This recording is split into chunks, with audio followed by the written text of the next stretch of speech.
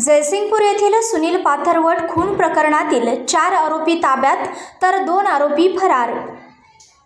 जयसिंगपूर येथील गल्ली नंबर 13 मध्ये बुधवारी दिनांक 22 ऑक्टोबर 2025 रोजी पहाटे 2:15च्या सुमारास सुनील किसन पाथरवट वय वर्ष 32 या तरुणाचा धारदार शस्त्राने वार करून खून करण्यात आला होता। या घटनेने परिसरात भीतीचे वातावरण पसरले आहे। सदर घटनेची फिर्याद विशाल शिवाजी पवार वय वर्ष 32 राहणार रणवीर चौक गल्ली नंबर 13 जयसिंगपूर यांनी दिली आहे।